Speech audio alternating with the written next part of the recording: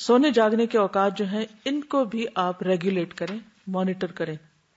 Daily آپ time جب سوئیں تو بھی نوٹ کریں اور جب اٹھیں تو بھی نوٹ کریں کہ ہر روز آپ کتنا سوئیں، ٹوٹل آپ کی سلیپنگ آورز کیا ہیں، اور ان کو آپ کس طرح کم کر سکتے ہیں.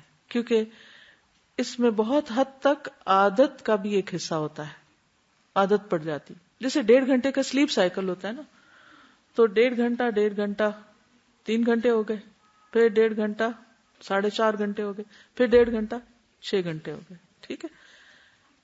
اگر کوئی شخص اس طریقے پر سوتا ہے کہ جیسے 3 گھنٹے سوئے یا 4.5 گھنٹے سوئے یا 6 گھنٹے سوئے، تو انشاءاللہ اس کو وہ جو ایک ریسٹلیسنس کی کیفیت ہے وہ نہیں ہوگی. لیکن اگر آپ 6 گھنٹے سونے کی بجائے 6.5 گھنٹے سوتے ہیں تو آپ دیکھیں گے اٹھ کے بہت دیر تک آپ تھکے ہارے رہیں گے. اسی طرح اگر آپ 7 آورز کر لیتے ہیں تو بھی، تو اس میں پھر کیا ہے، پھر 7.5 کر لیں اگر آپ نے اس سے زیادہ سونا ہے. اس میں دن کے بھی 20 منٹ یا آدھا گھنٹہ کیلولا کا بھی شامل کر لیں، کیونکہ 24 آورز میں آپ کو وہ پورا کرنا ہے. ٹھیک.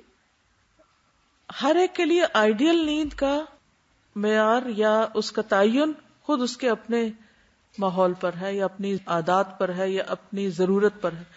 کچھ لوگوں کے اندر خاندانی طور پر زیادہ سونے کی عادت ہوتی ہے اور وہ مجبور ہوتے ہیں، وہ جاگ بھی رہے ہیں تو وہ سو جاتے ہیں بیٹھے بیٹھے بھی، کیونکہ ان کے اوپر نیند غلبہ کرتی. کچھ لوگ خوش قسمت ہوتے ہیں، ان کو ایسا کوئی مرض نہیں ہوتا. لیکن پھر بھی اگر آپ یہ سوچیں کہ نیند جو ہے وہ موت کے مشابہ ہے، کیونکہ میرا یہ ٹریگر ہے کہ نیند موت کے مشابہ ہے. ہم میں سے کوئی مرنا نہیں چاہتا یا ابھی مرنا نہیں چاہتا یا کچھ کرنا چاہتے ہیں ہم زندگی میں، تو پھر مر کے تو نہیں کر سکتے نا، جی کر ہی کریں گے نا. تو جتنا کھینچ سکتے ہیں اپنی نیند کو کم کرنے کے لیے کہ جس کے بعد کمفرٹیبلی کام کر سکے. یہ نہیں کہ 1.5 گھنٹہ سوئیں یا 2 سوئیں کیونکہ وہ اور لوگ سو سکتے ہیں تو میں بھی یہ کر کے پھر کچھ کروں اور باقی سارا دن ادھر پڑے ادھر گریں، کچھ نہ کریں، یہ بھی کوئی فائدہ نہیں. ٹھیک ہے نا.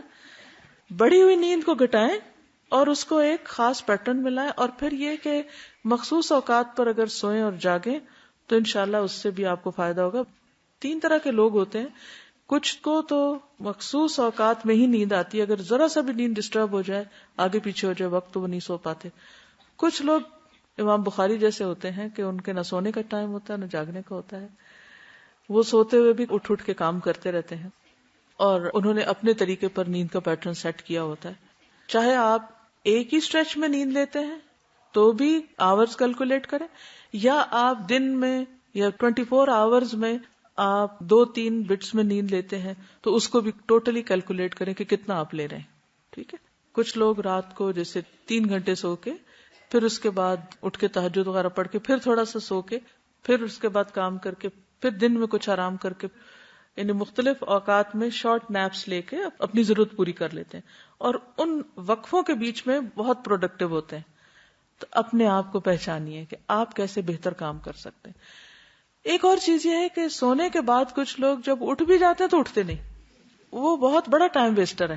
بیڈ میں پڑے رہتے ہیں، سوچتے رہتے ہیں. اگر ان کو کہا جائے بھی اٹھے تو کہتے ہیں اٹھے ہوئے ہیں، لیکن اٹھے دکھائی نہیں دیتے. تو اس سے بھی پرہیز کریں، یہ بہت بڑا ٹائم ویسٹر ہوتا ہے.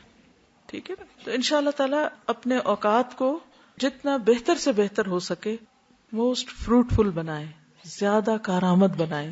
صرف یہ نہ دیکھیں کہ کتنا سوئے اور کتنا جاگے، یہ بھی دیکھیں کہ جاگتے میں کیا کیا اور سوتے میں کیا کیا. بعض لوگ سوتے میں بڑے اچھے اچھے خواب دیکھتے ہیں، بعض لوگوں کو خواب میں بہت بہت چیزوں کے آئیڈیاز ملتے ہیں، کام کرنے کے طریقے ملتے ہیں، کئی مسائل کا حل ملتا ہے. کوئی ان کو خواب میں آ کر کچھ بتاتا ہے، یہ کرو یہ نہ کرو، تو وہ بھی بڑا اچھا ہے. نیند میں بھی کلاس چل رہی ہوتی ہے. تو اصل چیز جس کا ہم سب کو حریص ہونا چاہیے وہ یہ کہ جو بھی ہماری زندگی ہے وہ بہتر سے بہتر اور مفید ترین کاموں میں لگے، زیادہ فائدے کی ہو جائے. ٹھیک ہے نا. اور اس کے لیے دعا بھی مانگنی چاہیے کہ اللہ تعالیٰ ہمارے اوقات میں برکت پیدا کر دے.